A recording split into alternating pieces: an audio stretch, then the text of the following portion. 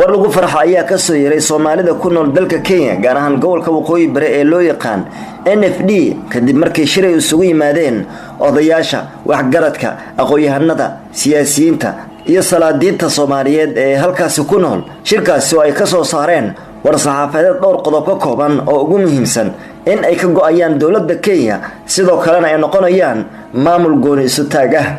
Soomaalidan shirka ku yeeshay magaalada Mandera caasimadda gobolka Waqooyi Bari ee dalka Kenya ayaa waxay si cad u sheegeen in saameyn xoog leh uu ku yeeshay khilaafka u dhaxeeya dawladaha Soomaaliya iyo Kenya taasi oo ay sheegeen inay ka dhidhinayaan xilligan wixii ka dambeeyana aysan marnaba u dulqaadan doonin qaar ka mid ah odayaasha ayaa sidoo kale sheegay in dhibaatooyinka amni darre dalka Kenya markii ay ka dhacaan oo al-shabaab ay weerar ku qaadaan ciidanka Kenya